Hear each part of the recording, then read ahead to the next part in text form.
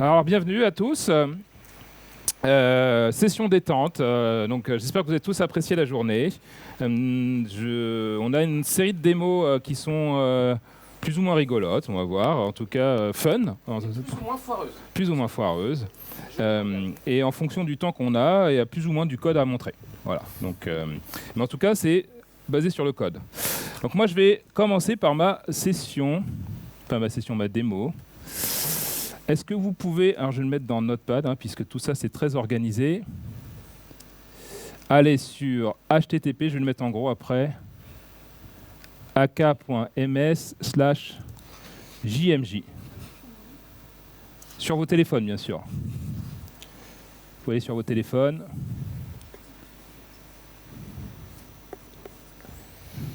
En espérant que les dieux du Wi-Fi soient avec nous. Ouais, vous voyez.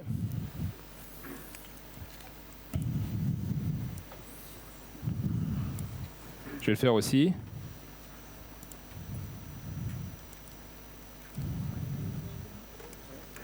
Ça marche? Normalement, vous voyez un logo qui tourne. Et à la fin, un truc genre « touche-moi pour commencer ». Voilà. Alors, faut pas me toucher vraiment moi. Si vous avez un iPhone, qui a un iPhone? Qui est riche? Plein de gens sont riches, Ça marche bien à Lyon, N'oubliez pas de déloquer le son ici, là, parce que je vais jouer du son sur vos téléphones. Voilà. Je ne sais pas ce que fait Étienne, m'inquiète un petit peu. Je vais jouer un son sur votre téléphone, normalement. Et il y a une icône mute, parce que maintenant, en web, on n'a plus le droit de jouer sur du son sans votre permission. Alors ceux qui ont un Android, ça a joué le son. Mettez le son à fond, là. Ça a marché. Pour les autres, ça a marché sur vos iPhones, je recommence. Ah, voilà. Alors déjà, c'est cool, non? Il y a un peu de latence, voilà. Fin de la démo. Voilà, je voulais afficher du vert et un son sur votre image. Donc, cette démo que j'ai ressortie des enfers, j'espère qu'elle va fonctionner, c'est que j'ai retrouvé une vieille archive Java, jean-michel.jar, et je voulais refaire une démonstration dans le navigateur qui permet de faire la harpe laser. La harpe laser, moi je suis un fan de Jean-Michel Jarre. Moi, je pense qu'il a inventé en grande partie la musique électro. Donc on aime ou pas, il a fait des sacrés albums. Et pour les jeunes, Jean-Michel Jarre, ils ne connaissent pas. En fait, j'ai fait ces sessions auprès de populations plus jeunes. Ouais, je vois que tu n'as aucune idée de quoi je parle. Okay. Qui ne connaît pas Jean-Michel Jarre? Ah, mais t'as quel âge, toi? Qu'est-ce qui t'est arrivé? Tu connais Star Wars, au moins? Ouais. Qui ne connaît pas Star Wars? Oh. Ça va, sinon il sort immédiatement de la salle. Donc Jean-Michel Jarre faisait des concerts de ouf au Japon, etc. Et il avait une harpe laser. Donc en fait, c'était les lasers qui partaient et il pouvait les couper avec sa main avec des gants spéciaux. Sinon, il perdait sa main en fait. Donc c'était super chiant à chaque fois il coupait le laser à un endroit particulier. Ça jouait une note de musique avec un synthétiseur associé. Moi, quand j'étais gamin, ça m'a rendu fou. J'adorais ça. Et je me suis dit, tiens, ce serait cool de refaire cette même démo, mais en web, avec du VR. Parce que. Donc, je suis dans quel navigateur? C'est le bon, celui-là. Il faut que je retrouve mon lien, moi. Donc, qui était celui-là. Voilà. Est-ce que ça marche toujours? Donc, l'idée, si ça fonctionne, si je clique là-dessus, est-ce qu'il se passe un truc? Voilà, je rentre en VR. Voilà. J'ai mes lasers. Donc j'ai fait un décor à la Minecraft, parce que Minecraft nous a coûté tellement cher que autant le réutiliser quand on peut. Mais on le rentabilise pas mal quand même. Ouais, je sais pas combien on a acheté cette connerie, moi j'y comprends rien à Minecraft. Mais... Alors c'est là où je vous disais que le potentiel de succès, c'est que normalement j'ai des cubes qui apparaissent ici, qui me permettent de couper le laser pour jouer le son sur vos téléphones. Et je suis vachement emmerdé. On va recommencer. Bon, vous n'avez pas vu ce Tu l'avais moment. déjà raté, je crois, non? J'ai déjà arrêté plusieurs fois. Hein. Ouais, Est-ce que je suis sorti du truc là? Non. Déjà c'est joli, non? Déjà, ça claque. It's clacking, comme diraient les Américains. Ouais, je suis persuadé qu'ils disent comme ça. Alors, on va attendre un peu, parce que j'ai un petit délai. Yes! Alors, mettez votre téléphone à donf, et je vais essayer de jouer Jean-Michel Jarre, la harpe laser. Alors, ceux qui ne connaissent pas ne vont pas reconnaître. C'est prêt? Vous êtes prêts?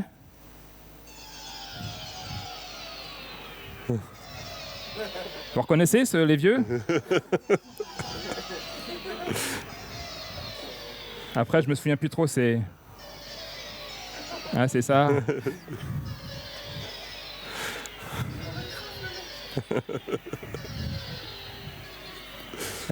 Et voilà, c'était la première démo. Je peux vous expliquer comment ça fonctionne.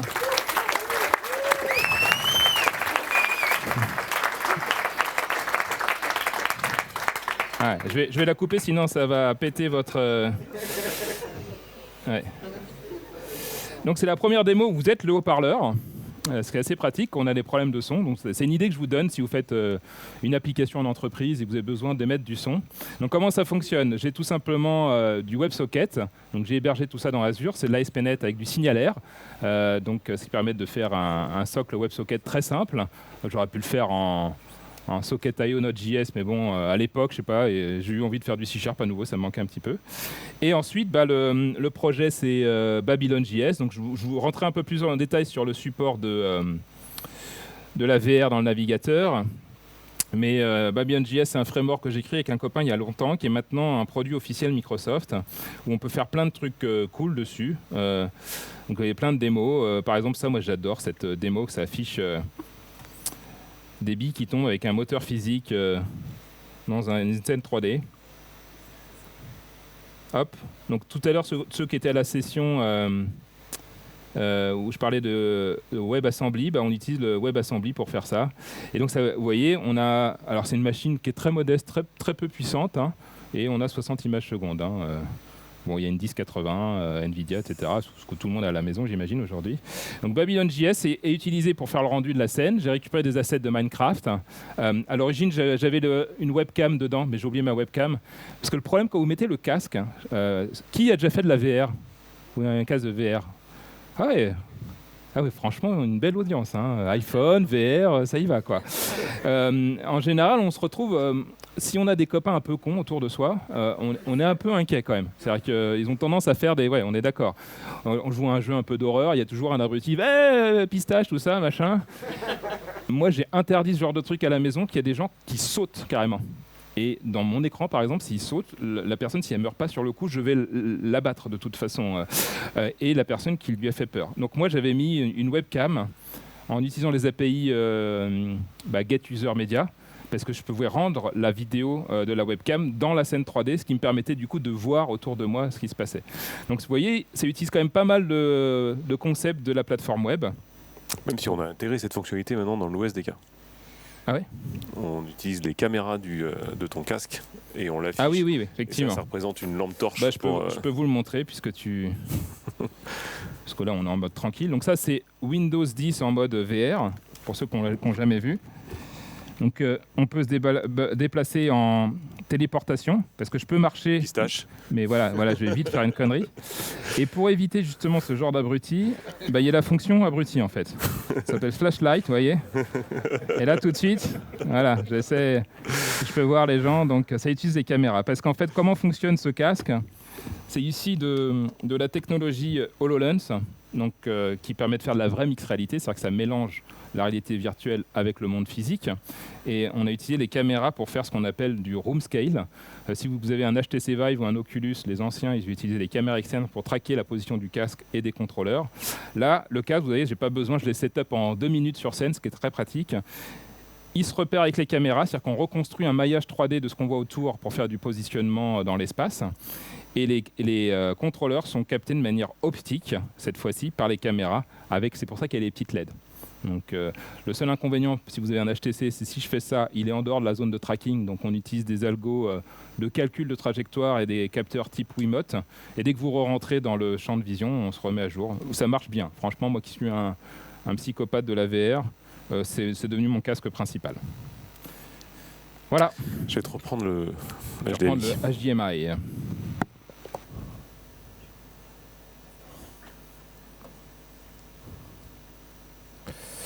Donc, évidemment, à toute histoire, à toute démo, il y a une petite histoire, surtout dans Coding for Fun. Et avant tout d'être travaillé chez Microsoft, je suis aussi papa. J'ai 3 enfants à la maison et j'avais envie de partager avec eux un peu ma passion du code et évidemment tout ce qui est lié à l'informatique. Et du coup, c'est on voit pas pour l'instant. Une petite démo pour non, c'est normal. Une petite démo pour toute notre audience ce soir. Hop, c'est bon.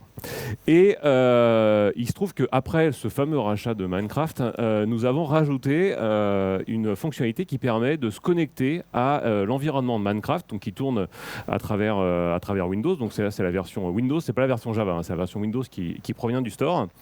Et en utilisant le Code Connection. Le Code Connection, c'est donc une petite application qui provient aussi du store. Et on va pouvoir contrôler son personnage Minecraft à travers du code qu'on va pouvoir écrire. Et donc on va pouvoir faire découvrir justement toutes ces notions de code. Alors, vite fait Minecraft, pour ceux qui ne connaissent pas en fonction de votre audience et en fonction de votre de l'âge à nouveau cette fois-ci. C'est toujours une question d'âge. Donc c'est l'histoire, hein, on est dans un environnement qui est complètement ouvert. Ici, évidemment, je peux creuser et quand je creuse, je vais pouvoir récupérer des éléments pour pouvoir les mettre dans mon sac à dos et je vais pouvoir crafter après pour construire des lits, pour construire une maison, etc., etc. Il y a donc une partie qui est extrêmement longue, c'est la partie pour creuser, de miner. Et puisqu'il faut les récupérer justement ces différents matériaux qui vont être à chaque fois différents. Il peut y avoir du sable, il peut y avoir de la terre, il peut y avoir évidemment des diamants. Et toute une partie du jeu, c'est dans la partie justement pour miner. Et je trouve ce qui est assez rigolo et l'idée qu'ont eu les développeurs pour mettre en place ce Code Connection, c'est de pouvoir ici, quand je vais me connecter, alors hop, là j'ai déjà fait la connexion entre Minecraft et Code Connection, je vais utiliser Make Code et ce qui se passe, c'est que vous l'avez peut-être vu au fond de mon environnement. Donc je repasse à Minecraft. Ici, j'ai un petit personnage qui est en fait mon agent, qui va être mon robot que je vais pouvoir programmer pour qu'il fasse des choses pour moi. Et ici, je peux dialoguer avec lui. Alors le dialogue avec lui, je vais simplement en fait lui regarder ce qu'il a lui dans son sac à dos pour pouvoir récupérer des choses qu'il aurait collectées.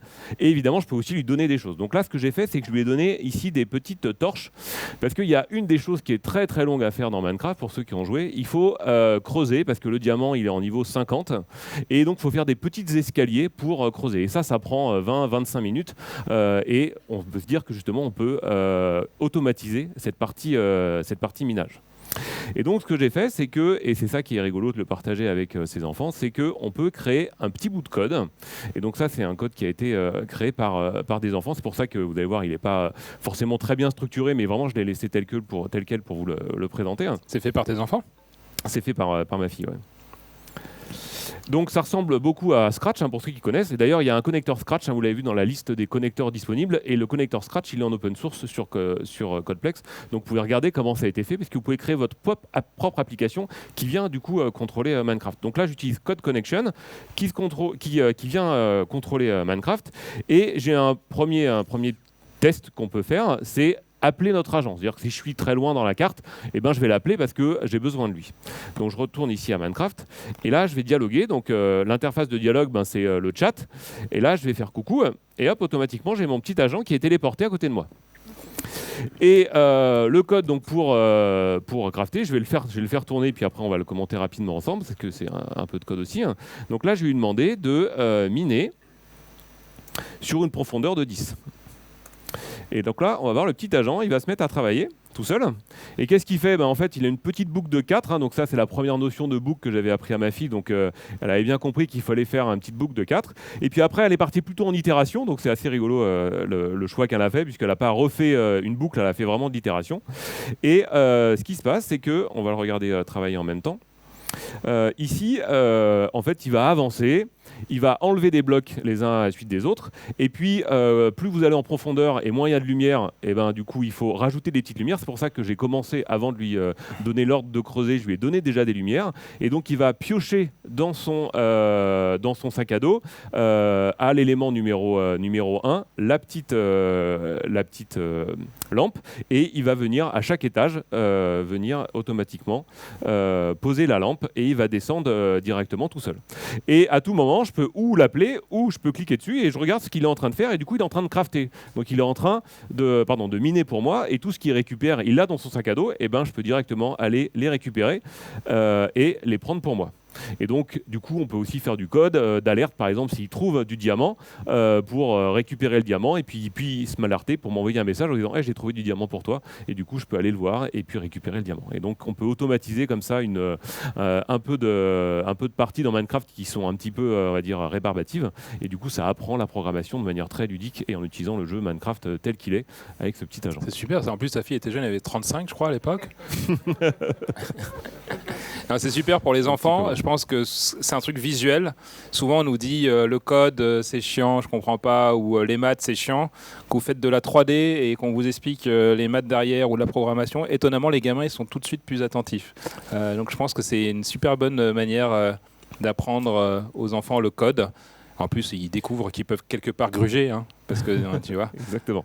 Et tu as même une version JavaScript, tu as une vue bloc et une version JavaScript pour justement aussi switcher et après, dans un deuxième temps, comprendre un petit peu mieux ce qui se passe en version ligne de code. Donc les enfants dans la salle, vous savez ce qu'il reste à demander aux parents. Minecraft contrôlé par Code Connection. Merci Pierre.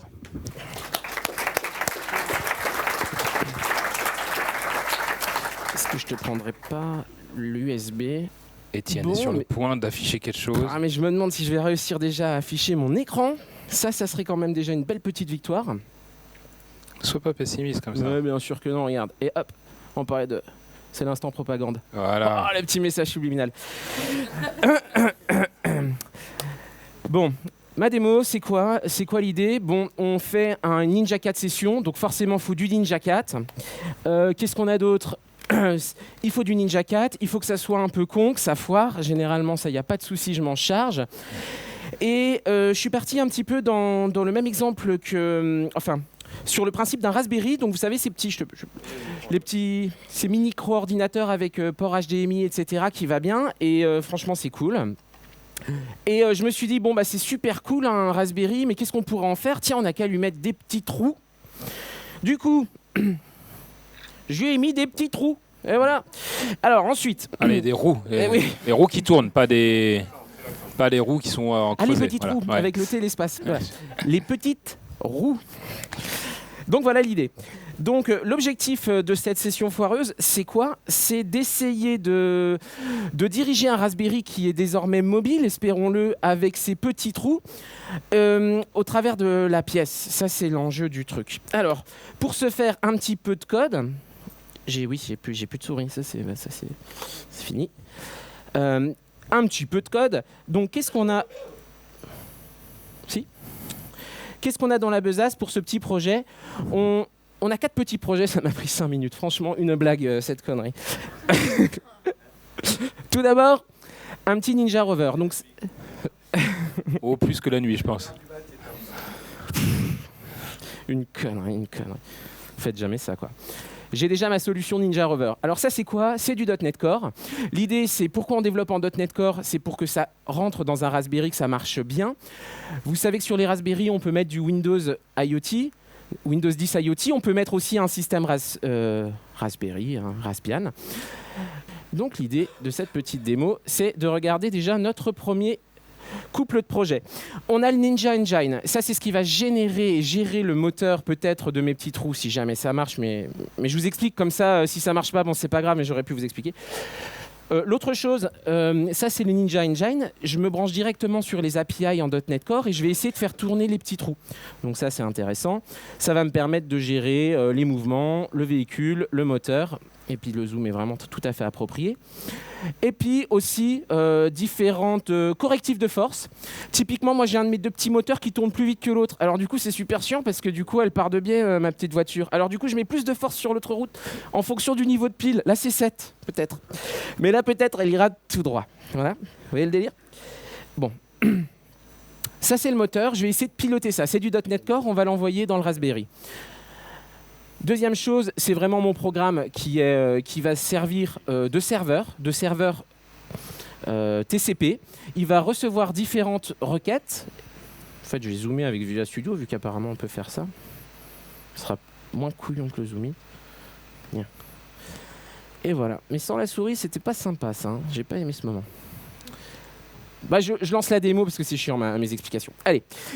Autre chose, j'aimerais bien que vous participiez et que vous dirigiez la Ninja 4 mobile. Alors pour que vous dirigiez la Ninja 4 mobile, j'ai complètement pompé un bout de session d'une personne qui est dans la pièce et qui se reconnaîtra probablement pas, en réutilisant un vieil outil qui s'appelle Kinect, qui ne fait pas que de la détection de mouvement, mais fait aussi de la détection sonore.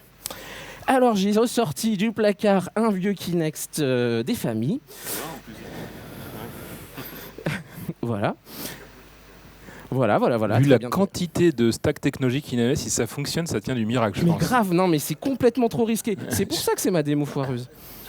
Donc là, c'est plutôt du WPF, parce que je suis reparti d'un bon vieux projet. Je vais ouvrir mon... Ça correspond à la vraie vie, finalement, dans l'entreprise. Oui, hein. C'est ça. C'est notre boulot, hein, tout le monde comprendra. On fait que ça, nous. Hein. C'est pour ça qu'on recrute. Venez faire des robots chez nous. On fait que ça. Il n'y a jamais de trucs chiants. Donc voilà. Ça, c'était l'instant propagande encore. Et je lance mon application. Boum. Donc l'idée, là, c'est vous avez un petit boîtier Kinect qui est super pas trop bien centré par rapport au niveau de la salle, mais on va essayer de voir si ça fonctionne. Si vous faites « ouais » à gauche... Ah, ils sont motivés. Non mais plus là. Ah, ça a craché. Ouais. Vous pouvez crier avec une fréquence plus basse, parce qu'apparemment, il y a... Ah non. Mais si, ça va le faire. Ouais, mais tu vois... Ça, c'est l'absence de souris. Tu avais testé avec une souris, non, mais carrément, il s'est éteint, mon petit robot. Oh, ça rase. Ah oui, alors ça... Ça rase à nouveau, c'est un terme technique. C'est vrai, c'est un nouveau framework. Ah oui, d'accord. Ah, il n'y a plus de piles. Non, sérieux. Ah bah ça, c'est un grand classique. Ah, non, mais je les ai changés. Et vous n'avez pas une autre démo, Pierre? Je crois que tu avais une autre démo, non? On a d'autres démos pour te couvrir, mais on ne te lâchera pas, mon garçon. Bah oui, mais tu m'as teasé ton robot avec Kinect machin, là. Parce que moi aussi, je peux mettre plein de jouets par terre en disant bon bah là ça se connecte avec le cloud, une connexion Patagone, je me faisais sur Mars, je fais de l'IA, je reviens et avec la blockchain je contrôle le tout dans la révolution digitale. Services, mais ouais. Qu'est-ce qu'il dit? Non, tu vas voir en fait, il va compiler un truc, il va faire poupou. Ah zut, la tuile. Ouais. Donc comment on couvre ça? Est-ce qu'on parle entre nous? Soit on te laisse dans la merde et on te met bien la pression auprès de tout le monde. Moi j'aime bien cette option, c'est option 1. Ça me va très bien. Soit on passe à une autre démo.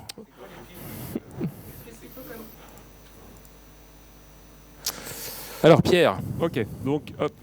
Comment tu contrôles le robot du coup? Non, j'ai rien compris. Non, c'est pas ça. Alors, toujours petite histoire. Alors, il faut savoir qu'on a une expression chez Microsoft entre David, l'autre David qui avait lancé le projet des Coding for Fun, c'est de faire du ninja mailing. Alors, c'est lié à Ninja 4 puisqu'il faut du ninja dans la démo. Pourquoi vous levez les mains? Qu'est-ce qui se passe? Parce qu'il y a une caméra, il se voit. Ah d'accord, ok. C'est normal. Vous avez jamais vu votre reflet jusqu'à présent, ça c'est... On va vérifier si c'était bien du live. Et donc, dans le Ninja Mailing, c'est quoi? C'est qu'il faut toujours avoir sa mailbox qui est vide. Alors, une mailbox vide, il y a plusieurs façons d'avoir une mailbox qui est vide. Contrôle A. C'est ou Contrôle A, on dégage tout. Ou il y en a qui suppriment les éléments de leur mailbox pour les déplacer dans des répertoires. Ça, c'est ceux qui sont vraiment des tordus du mail. Moi, j'ai un autre principe, c'est quand l'email n'est pas lu, il est encore à être traité. Et si il est lu, à ce moment-là, il est traité, donc il reste dans ma inbox. Donc, j'ai quelque part un compteur que je regarde très régulièrement, c'est combien j'ai de mails non lus qui me permet de savoir où est-ce que j'en suis dans mes emails de boulot. Donc ça, pour l'instant, il n'y a rien de très très drôle, hein, c'est tout à fait très simple. Le problème, c'est que pour avoir ça, cette information, il faut que j'ouvre mes mails sur mon téléphone ou les mails sur mon ordinateur. Mais ça veut dire que je vais commencer à regarder mes mails. Finalement, ça serait bien de pouvoir préempter ça. Et pour ça, on va utiliser un peu d'IA et un peu de graph. Puisque vous l'avez vu 10 fois au moins ce matin, on ne va pas commencer par une démo du Graph Explorer. On va directement aller taper le graphe. Alors, comment on récupère ces informations et qu'est-ce que je vais en faire? L'idée, c'est de faire à partir d'un Raspberry. Donc là, j'ai un petit Raspberry qui marche. Et dessus, alors hop, je vais rafficher ça. Dessus, je lui ai collé un petit écran. Qui a la technologie, qui a la technologie un petit peu comme c'est du e-paper. L'avantage, c'est que si j'envoie de l'ordre pour afficher de l'information dessus, après je peux éteindre le Raspberry et l'information y est toujours. Ça veut dire que je peux avoir une mise à jour toutes les minutes, 3 minutes, avec une consommation extrêmement faible, puisque je vais juste avoir de la consommation quand je vais mettre à jour mes informations dessus. Et qu'est-ce que j'ai mis comme information? Ici, il y a un petit chiffre en haut à gauche qui correspond au nombre de mails non lus. Vous voyez que je suis tout à fait à jour là-dessus. Ah bah pas du tout, non. Et il y a des petits cœurs en dessous. Les petits cœurs en dessous, c'est quoi? En fait, je vais utiliser des cognitive services, je vais utiliser de l'IA et je vais regarder dans les derniers mails non lus, est-ce que c'est des mails qui sont plutôt positifs ou plutôt négatifs? Parce qu'on a une API dans Azure qui permet de connaître le sentiment d'un email. Et du coup, si mes prochains emails non lus, ils sont plutôt négatifs, ben j'ai pas envie d'aller les voir, donc je vais faire autre chose. Et si c'est plutôt positif, du coup, ben je vais avoir tendance à ouvrir mon téléphone ou mon PC pour aller les voir. Et sur mon bureau, avec le Raspberry, automatiquement, il va être mis à jour. Donc comment je fais pour faire ça? Tu peux le laisser là, tu peux le laisser là. Ah ouais. Si comme ça, il va se mettre à jour tout seul. Donc la première chose, je vais créer un service qui permet de me connecter donc au graphe. Je pense qu'on voit donc que dalle. Ça, on l'a déjà. Est-ce que c'est important de voir ton code aussi? C'est juste une ligne de code. Donc là, je vais récupérer ma inbox. On l'a vu avec le Graph Explorer. Et je vais aller chercher la propriété qui est unread item count. Combien j'ai de mails non lus. Et qu'est-ce que je vais faire de cette information? Je vais la stocker dans un petit service sur Azure qui me permettra après de le relire pour mon Raspberry. Et la deuxième chose, c'est le sentiment analysis. Donc qu'est-ce que je vais faire pour le sentiment analysis? C'est que je vais récupérer l'ensemble des emails non lus. Donc là, je vais utiliser un filtre un peu avancé. Donc c'est filter is read, quand il n'est pas lu, égal à false. Et je vais récupérer là juste le premier, puisque pour la démo, je vais récupérer que le premier. Et je vais le faire passer par le sentiment d'analyse. Donc je vais envoyer l'email, le contenu de l'email au service Azure d'IA, et ça va me renvoyer une valeur qui va être entre 0 et 1, en fonction de finalement si c'est positif ou négatif. Donc ça, je vais la lancer, c'est ma petite application de mon service web. Hop, je vais aller dans mon navigateur, je vais m'authentifier, je vais le relancer, et ça, je vais le faire tourner, là je vais le faire tourner toutes les 10 secondes. Donc je m'authentifie, et vous allez voir que c'est pas du fake, je vais le faire avec mon compte Microsoft. Ça c'est couillu ça. Ouais. Donc c'est mon titre, donc ça c'est les informations de base, hein, c'est le sample de base du Graph Explorer que j'ai réutilisé.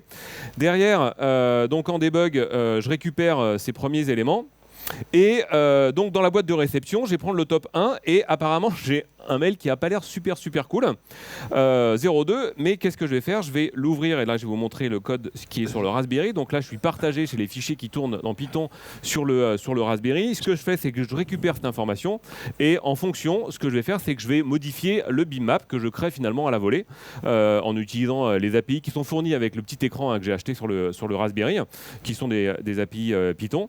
Et si je le fais tourner, donc là je suis en SSH sur mon Raspberry, je vais lancer mon application Python et on va voir en temps réel. Je t'ai pas envoyé le mail méchant encore. Hein. On remonte un tout petit peu. Donc on voit que ça clignote pour le premier lancement. Et donc il affiche l'écran. Et je vais avoir, si tout va bien, Voilà, le nombre d'emails non lus est plutôt positif, donc peut-être que tu as envoyé du coup Non, tu veux que je t'envoie un mail, j'envoie le Tu mail. peux envoyer un mail plutôt négatif. Et on va voir que ça va se mettre à jour. Donc ça, c'est le nombre d'emails non lus qui revient. Là, je consomme quasiment pas d'énergie. Je peux mettre même le Raspberry en pause si je voudrais. Et au bout d'une minute, je peux le remettre en réveil et juste faire le J'espère petit que je update. ne suis pas gouré de gars chez Microsoft. Cher Satya. Et on devrait le voir passer sur un sentiment. Là, j'ai un sentiment plutôt négatif. Donc hop, et là, les petits cœurs se sont mis plutôt côté négatif. Et comme ça, il y a la mise à jour qui se fait. Et je sais, en temps réel, avec un peu d'IA sur mon J'ai pas été Raspberry, gentil, effectivement. Il m'a dit sois pas gentil, donc j'ai. qui me permet justement d'avoir cette information. Ce qui est pas mal. Normalement, c'est pas bien de dire ces mails le soir, le week-end. Faut couper. Mais de temps en temps, on dit j'hésite un petit peu et que tu vois que tu as 0 cœur. Moi, c'est sûr, je vais me brancher sur Netflix. Là, je regarderai demain. Là, je vais me regarder un truc sympa sur Netflix. Et donc, je travaille pour la prochaine version pour savoir la velocity, comme ça. Est-ce que j'ai beaucoup d'emails qui sont en train d'arriver ou pas? Est-ce que c'est en train de monter ou en train de descendre? Et puis, je me suis dit, ça serait peut-être pas mal d'avoir peut-être des réponses automatiques. Donc là, j'ai pas encore développé, mais d'avoir des suggestions de réponses, par exemple. Il faudrait peut-être créer une API là-dessus, un peu d'intelligence artificielle pour répondre à ces mails directement. Voilà. Super idée, merci Pierre. Alors Étienne, est-ce que pendant ce temps-là, est-ce que tu as réussi à fixer? Et merci Sébastien. Ouais, vite fait. On est sur une session VNC sur mon petit Raspberry qui est ici. Là, je suis là-bas. Ne parle pas, exécute, vite. Exécute, c'est vrai. Je vais exécuter, du coup, d'une part, un petit serveur ici qui va me permettre de streamer ce qui se passe dans la vie, si jamais ça veut bien. Streamer ce qui se passe dans la vie. Si vous ne comprenez pas ce qu'il raconte, c'est normal, ça fait partie du concept de la session. Je comprends pas vraiment non plus. Je mets des mots que je retrouve sur des forums, mais j'ai l'impression que c'est cool. Stack Overflow en fait. Il copie-colle des trucs de Stack Overflow depuis tout à l'heure. Donc si ça tombe en marche, c'est que il y a un dieu au-dessus qui nous aide. Et je lance mon super Ninja Rover. Donc ça, c'est un serveur qui va écouter des requêtes TCP. Ouais, on s'en fout, vas-y. On s'en fout, on s'en fout complet. Le mec, c'est un malade, il a fait genre, je passais que 2 Vous heures. avez apprécié ça? Ouais, ça merci quoi. Ah non, on est attentif aux détails. Ouais, il y avait un petit... 3 heures de... Ouais. Ah, du coup, il a envie de l'afficher, ouais. Bon. La question, ça marche pas. Bon, ok. À gauche, allez voir, faire ouais. Ah non, il faut être plus à gauche là. Vas-y, ouais, encore bien fort. Ah mais pourquoi il est plus tout droit? Ah mais oui, mais c'est parce que vous êtes face au Kinect. Ah bah oui, les petits loups. Oui. Non mais je comprends. Merci Sébastien pour cette petite rotation de famille. Ah ouais, ça... Ouais, c'est bien ça. Allez, donc du coup, et puis vous avez compris l'autre côté pour voir si... Bon, écoute, on va tenter, c'est complètement un fail assuré. Ouais, mais j'ai l'impression. Je pense qu'on commence à comprendre la connerie que t'as faite. Ouais. Donc, il va avancer tout droit. Zit. À chaque fois que vous donnez un ordre, il va un petit peu tourner. Criez pas tous en même temps, ça marche pas. Laissez-lui faire des rotations. Ça va bien se passer. Je lance mon petit serveur. Et à côté, pour que vous y voyez quelque chose... C'est inversé, hein. N'oubliez pas. C'est si vous voulez tourner à gauche... Vous avez compris? Non, il vient vers vous normalement. Ouais. Et je vous ai mis aussi, regardez, une petite mire qui vous permet de faire coucou si jamais ça marche avant que ça plante. Allez, c'est parti. Donc c'est plutôt à vous de commencer normalement si j'ai pas foiré mon dev. Tu m'avais dit... Ah oui. Là, vous pouvez... Bien. Tap. Ah ouais. Encore. Oh, c'est chaud, la gauche. Allez, regarde.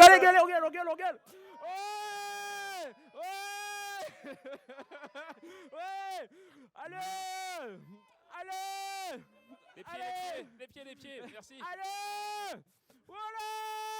C'est très con. Allez. C'est chaud. Oh là là. C'est pas grave, on n'a rien vu. Et on va le laisser gentiment aller tout droit. Énorme. Ouais. Toi, t'as bien la fibre nécessaire pour faire ce genre de conneries, je te félicite. Je pense que sa femme l'a pas vu depuis un mois. Voilà. Est-ce que tu peux, petit bonhomme, prendre le petit drone, le tourner pour mettre la caméra sur le petit chat? Oui. Encore un peu à gauche, le petit chat. L'autre L'autre gauche. Voilà. Voilà. Stop, bouge plus. C'est bien. Bravo, vous l'avez garé exactement où il fallait. L'objet... Bravo. Bravo, bravo. L'objectif était bien sûr d'arriver sur notre totem et de récupérer la photo et de l'analyser pour ne pas se gourer de garage. Il y a le garage Bootcamp. Nous, on veut aller sur le garage Ninja 4. Et si ça marche, si vous vous êtes bien garé... Il clignote. Tu utilises du computer vision, j'imagine. Oh la vache. Le malade mental. Bon, je vous explique un peu le code ou on s'en fout? Ok. Bon, la dernière phase. J'ai utilisé les API Custom Vision AI pour apprendre ce qu'était un Ninja Cat. Donc je lui ai donné plein de petites images de Ninja Cat à manger pour qu'il soit capable de récupérer. Et là, l'image qu'on vient de récupérer ensemble, normalement, il me l'a exportée pour preuve ou pour fail, alors qu'on était sur une belle victoire. C'est le petit truc de trop, toujours. Regardez. Donc là, du coup, je vais envoyer à Cognitive Services l'image que vous avez prise parce que vous avez garé, mais vraiment avec brio. C'est plutôt comme ça. Hop, voilà la photo que vous avez prise parce que on ne s'est pas vautré. Voilà la photo. Là, je la fais analyser par Azure Cognitive Services. Et il va me retrouver à 36% de certitude le petit Ninja Cat.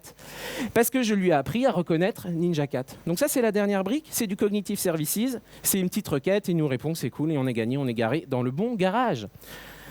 Bon, bah ça, pour le faire, c'était du .NET Core. Mais vu que j'avais besoin de mettre du .NET Core dans du WPF, il a fallu le compiler en .NET Standard. Enfin, je vous épargne des galères. Merci beaucoup, Étienne. Bah, de rien.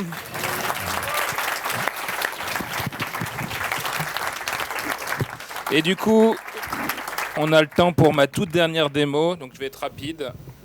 Voilà. Donc ma dernière démo, on va faire vite parce que nous, on va pas tarder à partir malheureusement, alors qu'on était bien accueillis ici, je dois avouer. Cette fois-ci, vous allez sur Apple au pluriel, Crusher sur votre téléphone. ak.ms, Apple's Crusher, sauf si on en avait marre, ce qui est possible. Donc c'est un jeu vidéo, je pense, qui va me rendre célèbre et riche. Bon bah riche, je le suis déjà parce que je travaille chez Microsoft. C'est pour éclater des pommes. C'est suite à un hackathon, en fait. Il y a une jeune demoiselle qui voulait apprendre à faire de la 3D, de la VR et tout. Elle m'a dit, j'aimerais bien pouvoir... Il y a une pomme qui vient vers moi et je défonce la pomme. Genre un fruit ninja, elle voulait faire. Donc au début, je lui explique comment le faire, puis je trouvais ça rigolo. On a commencé à faire du code. Je me dis, tiens, si j'en faisais un jeu. Donc ce jeu, en fait, aujourd'hui, il fonctionne... non, pas pour l'instant, ça va. Il fonctionne soit en clavier-souris. Donc là, vous pouvez jouer. C'est-à-dire que si vous faites... alors là, c'est chaud avec le trackpad, mais normalement, voilà, je peux couper des pommes en traçant des traits. Je fais escape pour stopper. Donc là, vous pouvez jouer sur votre téléphone en landscape. Alors, c'est une PWA qui marche en offline et tout, parce que je suis dans la thématique quand même. Donc, vous pouvez l'installer sur votre Android ou sur votre PC préféré directement. J'ai le petit plus, vous voyez. Si je fais le petit plus, je peux installer mon jeu de pommes. Et donc ça, je me suis dit, c'est cool. Donc, vous pouvez jouer sur votre jeu et sur votre téléphone. Au tactile également, parce qu'on utilise les pointer events qui sont disponibles. Et je me suis dit, j'aimerais bien aller un cran plus loin. C'est avoir l'expérience ultime, immersive. Comment je pourrais faire la même chose, péter des pommes, mais en VR? Alors, moi, la première idée que j'ai eue, bien sûr, quelle serait votre première idée pour péter une pomme en VR? Et ça fait méga plaisir. Bien sûr, un sabre laser, quoi. Et donc, bon, j'ai passé un peu de temps à faire le sabre laser avec les effets de glow, etc. Alors, au début, j'avais mis les bruits.